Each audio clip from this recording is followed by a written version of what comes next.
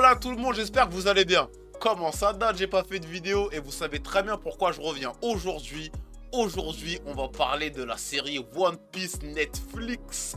On va détailler tous les points, on va les aborder un par un. Mais surtout, en fait, l'aspect que je voulais aborder, c'était pourquoi c'est une bonne adaptation. Parce qu'en fait, je trouve pas ça forcément pertinent de dire oui, est-ce que ça respecte l'histoire? Oui, ceci, cela, c'est une adaptation. Donc, ce que ça doit respecter, c'est l'univers et l'histoire.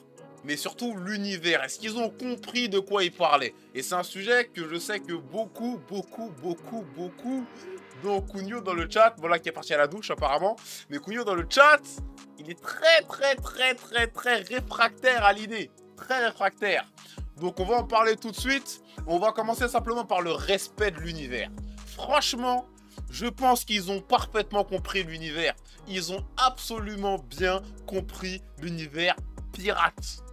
C'est pirate.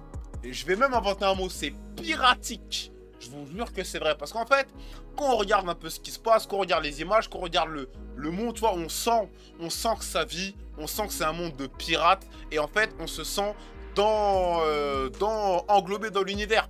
Par exemple, si on prend Pirates des Caraïbes, je pense qu'ils se sont beaucoup inspirés de Pirates des Caraïbes pour l'univers, pour le grain aussi cinématographique, un peu sépia, machin, qui apporte de la chaleur, qui apporte... Je trouve que s'ils ont vraiment compris l'univers, ils ont vraiment retranscrit avec les bateaux, et surtout, c'est un truc de pirate, donc ils sont pas propres, ils ont des dents pourries, bref, c'est un vrai truc de pirate.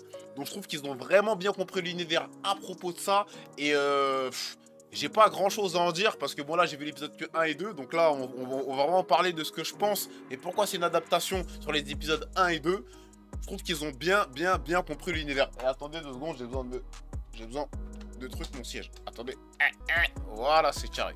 Donc ils ont très bien compris l'univers, ils ont très bien compris de quoi ils parlaient. Donc ça fait que avec tous ces points là, je ne peux que être d'accord avec la création de ce monde-là et l'interprétation et l'adaptation qu'ils en ont fait. Et franchement, par rapport à ça, déjà, j'ai pas du tout de bémol, ils ont très bien compris. Maintenant, on va passer au respect des personnages. Ils ont respecté les personnages. Waouh! Non, je m'y attendais pas. Je m'y attendais pas. On va commencer par Luffy. Luffy, ils l'ont archi bien respecté. On va pas se mentir, ils l'ont trop bien respecté. Franchement, si c'est vrai ce qui se dit un peu sur les réseaux que Eiichiro Oda aurait dit, franchement, c'est toi Luffy, bah franchement, c'est lui Luffy. Parce que on a vraiment les interactions de Luffy. Alors forcément, c'est un manga, ils peuvent pas aller aussi loin dans la débilité, ça serait pas crédible. Le mec, il vit quand même dans un monde très dur, donc voilà. On peut pas non plus renier ce truc-là, c'est un monde de pirates, c'est un monde de dur. Donc le Luffy dans l'adaptation, pour que ce soit totalement crédible en termes de réalisme et en termes de série et en termes surtout en live action, c'est ça, c'est comprendre comment on appelle ça, la candeur du personnage. Ouais, j'utilise des mots incroyables. Yo Azazel, ça vaut quoi? Donc ils ont compris la candeur du personnage. Ils ont absolument compris ce qu'était le Luffy. Un mec qui a totalement confiance en lui et qui a confiance en les autres. Mais surtout, sa confiance en lui permet d'aller plus loin et d'être convaincant quand il parle avec d'autres personnes. Et en fait, c'est ça qu'on retrouve dans l'épisode 1 et 2, je trouve. Quand il parle avec Kobe, quand il parle avec Zoro. On sent ce truc-là, en fait. On sent vraiment le délire du... ils ont compris le personnage, ils ont compris... Ouais, non, mais je souris parce que je vais apporter un sujet. Vous n'êtes pas prêts. Vous n'êtes pas prêts pour ceux qui l'ont pas vu. Donc, ils ont compris la candeur du personnage. Ils ont absolument compris ce qu'était vraiment Luffy, son image, et ce qu'il représente aussi pour les gens. Et pour ceux qui ont vu la suite, Joy Boy, ben, je trouve que... Voilà, on a vraiment les prémices de ceci. Donc c'est incroyable. Maintenant, on va parler de Nami. Alors Nami, je suis un peu chafouin, je suis un peu dubitatif. Parce que quand on regarde Nami, en fait, Nami, ok, elle se tape, ok. Mais là, elle se tape trop bien. Nami, elle se tape trop bien. Elle se tape trop bien. Elle se tape beaucoup trop bien, Nami. Donc franchement, Nami qui se tape trop bien, bon, ça me dérange pas, parce que c'est quand même un univers, encore une fois, comme c'est un univers de pirates, c'est un univers à la dure, forcément, il nous faut des femmes qui sont un minimum fortes. Sinon, ça ferait trop comme dans le manga, Demoiselle en détresse. Ah, s'il te plaît, viens me sauver. Voilà. Donc, personnellement, je trouve que c'est assez pertinent en termes de choix d'adaptation d'avoir fait ça, surtout qu'on prend l'univers de pirates, qu'on prend l'univers un peu, j'allais dire intrépide, mais c'est pas ça que je cherchais comme mot, un univers impitoyable, voilà. Donc, quand tu vis dans un monde impitoyable, toi-même, t'es impitoyable, que tu sois un gosse, que tu sois une femme, que tu sois un homme poisson, ce que tu veux. T'es impitoyable. Donc, franchement, moi, ça me choque pas. Moi, ça me choque vraiment, vraiment, vraiment, vraiment pas. Ouais, c'est ça, Azazel. C'est la série One Piece Netflix. Et justement, là, on fait la petite review de ce que je pense, en fait, de ceci. Et surtout, savoir pourquoi c'est une bonne adaptation. Donc, effectivement, je trouve qu'au niveau de Nami, je comprends le choix et le parti pris. Et à partir de là, quand on comprend ce choix-là et qu'on met toutes les choses à leur place, on se dit, bon, ok. Le côté voleuse, le côté un peu, comment dire, le côté un peu, c'est la série en live action avec des vraies personnes. Donc effectivement, c'est vrai que quand on regarde ça, pour moi, Nami, c'est clairement une bonne adaptation, une bonne réinterprétation du personnage. Pour moi, il n'y a pas photo. Ensuite, on va parler de notre book. Zoro. Oh, Zoro. Franchement, sachant qu'il a fait Senseiya, je m'attendais pas à ça. Mais vraiment, il a du charisme. Il fait bien le Zoro, en plus il est japonais, tout ça. Il fait archi bien le Zoro. Franchement, stylé. Peut-être que la voix, parce que moi je regarde en VF, et on reviendra sur ça après, dans le sens épisode ou un film de 2 heures. Non, épisode. 7 épisodes de 1 heure environ. 7 épisodes de 1 heure. Là, c'est la première saison. Donc ça adapte quasiment tout East Blue. Et pour le coup, vraiment, Zoro, je trouve que... Ouais, c'est Zoro. Un mec un peu... Excusez-moi. Un mec un peu froid... taciturne. Wow, là, j'utilise des mots, crari, tu vois. Voilà.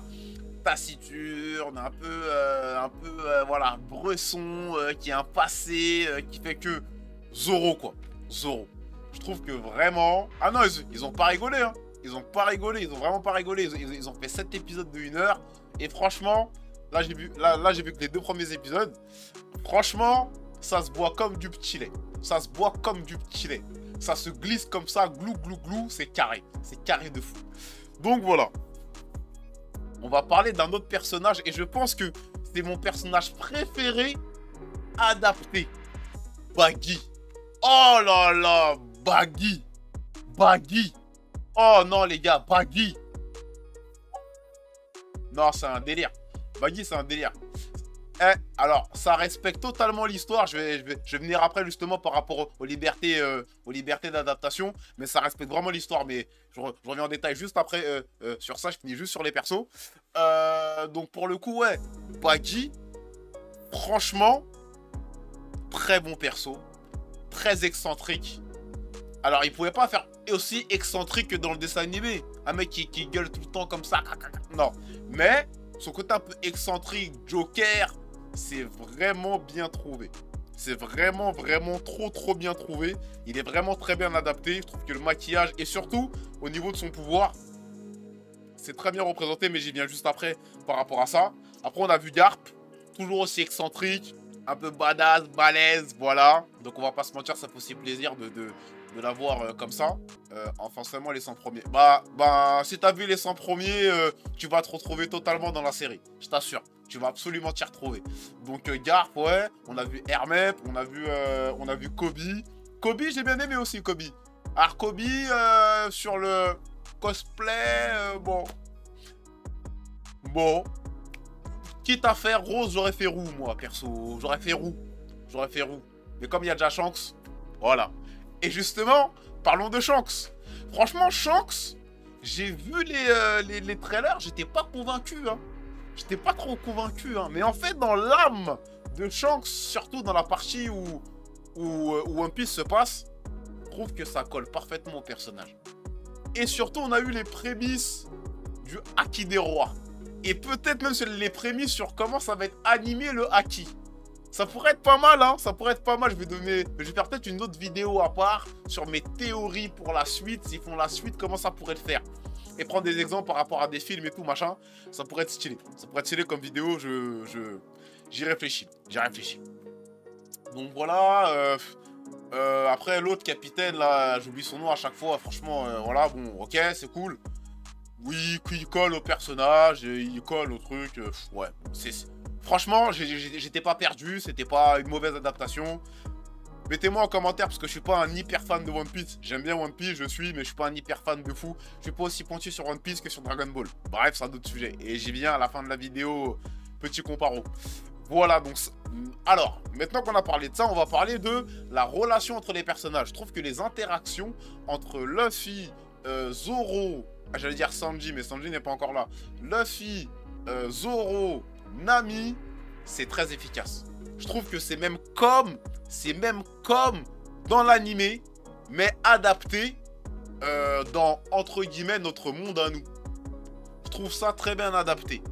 Moi, je trouve que les interactions... voilà, genre, non, on n'est pas ton équipage. Non, nanani, nanana. Et comment est-ce qu'ils se contredisent. Et surtout avec la candeur de Luffy, ça match de fou, malade, je trouve. Après, c'est mon avis perso, hein, mais ça match de fou, malade, je trouve, la relation entre les personnages. Là, on commence à voir les prémices de Kobe et de Garp. Quand on connaît la suite et ce qui se passe actuellement dans le manga, ça prend sens, ça prend tout son sens, parfaitement. Je trouve que c'est clairement quelque chose. Shanks Luffy, franchement, Shanks Luffy, je pense que ça m'a plus touché dans la série Netflix que dans l'animé.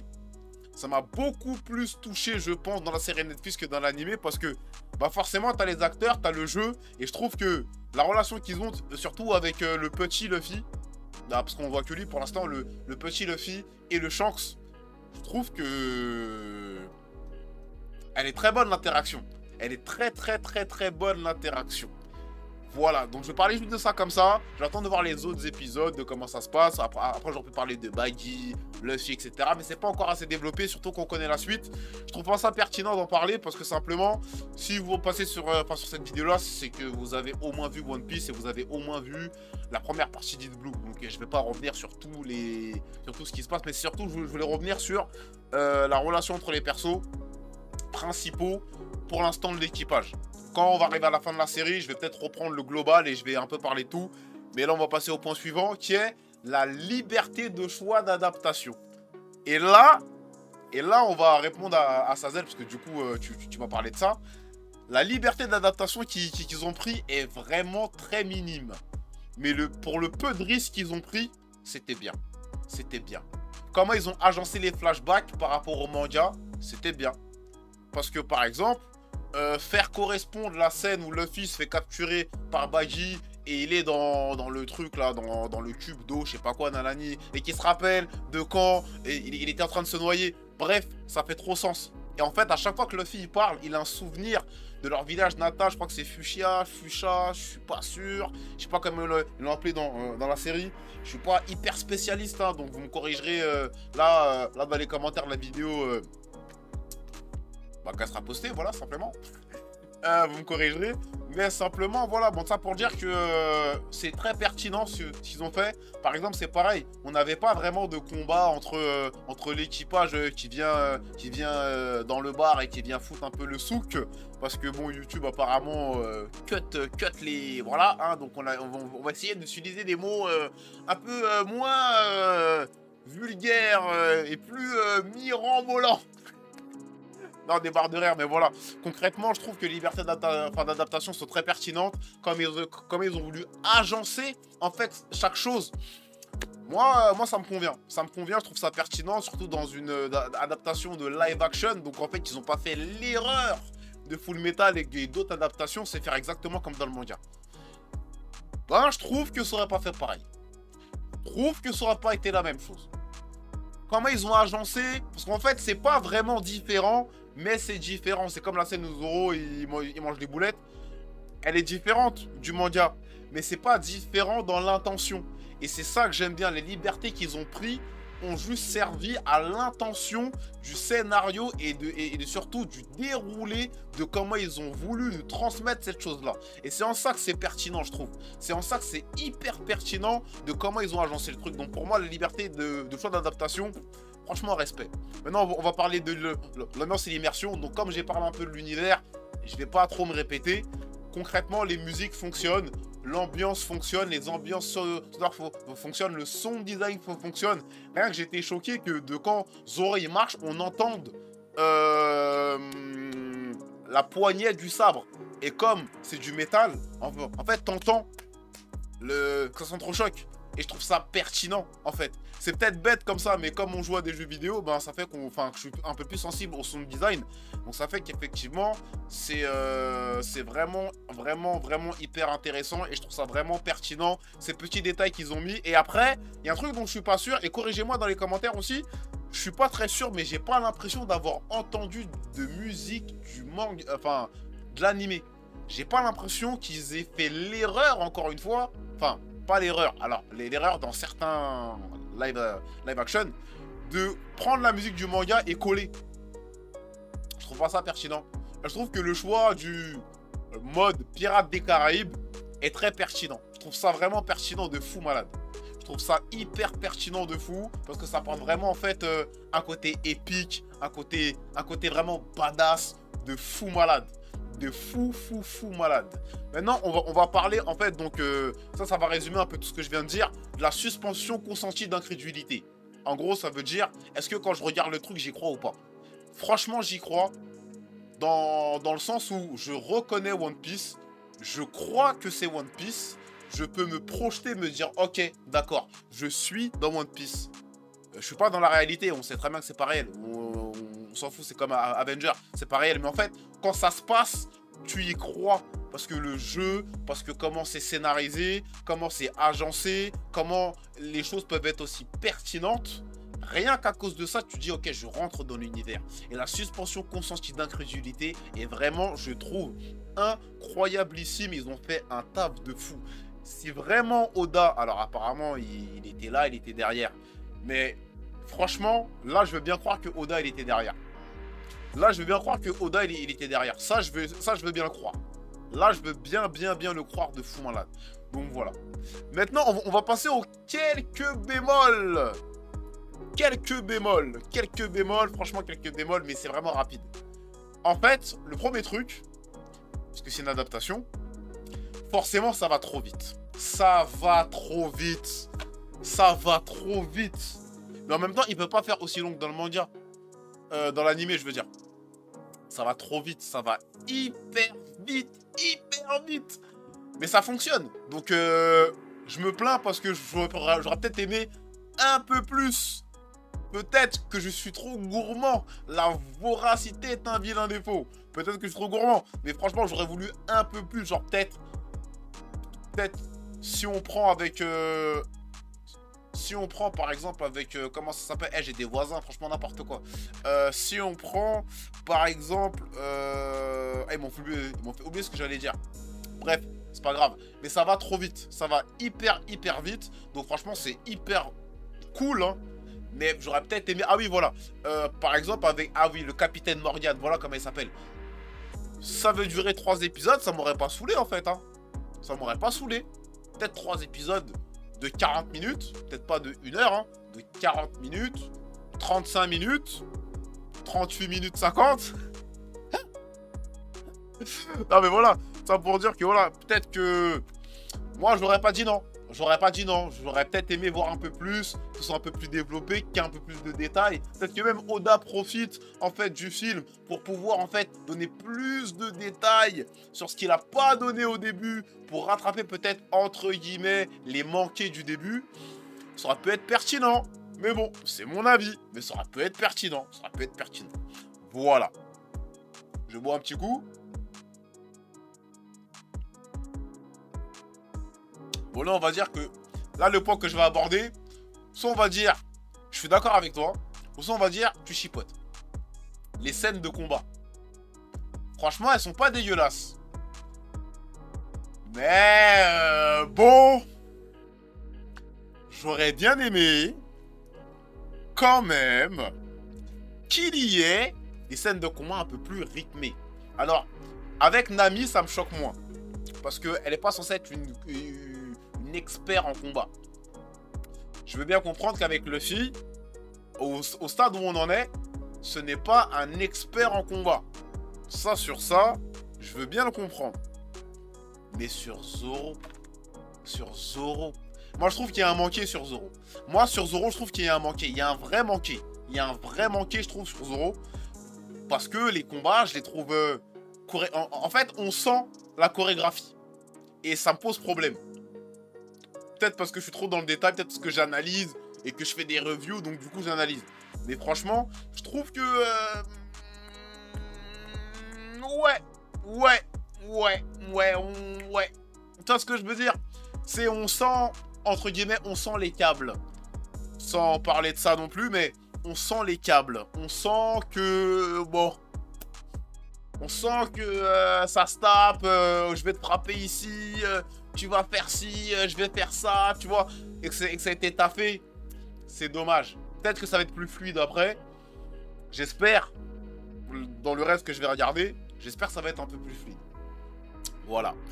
Et il y a un dernier truc. Bon, alors ça, c'est mon avis personnel. Bah, tout comme ce que je raconte là, en fait. Mais je trouve que il faut arrêter les scènes manga, en fait. Les scènes où il fait genre... T'inquiète pas, ça va aller. Et ça bloque comme ça pendant 5-6 secondes. Eh, c'est gênant. C'est gênant. Attendez 2 secondes. Comme ça, voilà, comme ça. Hop. Yo, c'est comment? Le bateau Neswill. Le bateau. Donc, ce que je disais par rapport au petit bémol, c'est les scènes manga. Comment ça va, mon vieux? Ça se passe? C'est les scènes manga. Genre, il est là. Il retire son chapeau. Et puis, il regarde comme ça à l'horizon. Mais il reste focus sur son visage, en fait. Mais c'est pas un manga. Ce n'est pas un manga. Il faut arrêter les scènes de manga. Ne faites plus ça. J'espère pour la suite, il y aura un peu moins ça. Ne faites plus ça, les trucs où... C'est comme dans Flash, la série. C'est comme dans plein de séries comme ça. Ils veulent trop faire des moments genre épiques où le mec, il est là comme ça. Genre penseur comme ça. Et puis la caméra, elle bouge pas. Et puis lui, il est là. Mais en fait, frérot, non. En fait, non. Non. Ça, c'est le seul bémol que j'ai rapproché à la série, peut-être. Arrêtez les scènes manga, s'il vous plaît. Ne faites plus ça. Dans Pirates des Caraïbes, il n'y a pas ça. Enfin, je crois. Hein. Ou c'est vite fait. Ou c'est quand il y a un sketch. Ou quand le mec, il fait le bête. Voilà, tu vois. Quand... Voilà. Mais perso, faut arrêter ça. Ne faites plus ça, s'il vous plaît. C'est la seule chose que je vous demande.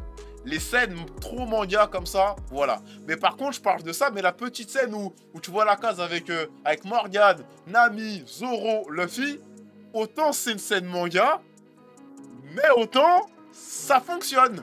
Parce qu'en fait, comme il y a une animation et ça bouge, il se passe des choses, donc du coup, t'es moins perturbé. Mais quand c'est un plan fixe, non, ça, faut arrêter. Faut arrêter. Neswill, ouais, ça va, merci beaucoup, frérot. On est là, tranquille, franchement, ça va, on est là, tu connais. Et ouais, petit retour, là, on va reprendre le contenu, on va reprendre les choses. C'est la rentrée, donc voilà. Maintenant, j'aimerais apporter, mais comment on appelle ça? Je vais faire un tableau d'honneur. Voilà, le tableau d'honneur, simplement, ça va être pour le gomme-gomme de Luffy. Le gomu-gomu-no. Gomu-gomu-no. Alors, on va le faire comme ça, parce qu'on va me dire... voilà. Mais, le gomu-gomu-no, le gomu-gomu-no-mi, franchement, ok. Alors oui, c'était sûr ça allait faire plastique. C'était sûr ça allait faire plastique, c'était évident. C'est compliqué aujourd'hui de faire de l'animation et t'étends le bras de la personne, ça fait pas élastique. C'est le but, de toute façon, que ça fasse plastique. C'est le but. Le mec, il est en plastique. En caoutchouc. C'est le but que ça fasse caoutchouc, plastique, un peu moche. Et franchement, ça me dérange pas et je trouve ça même plutôt crédible.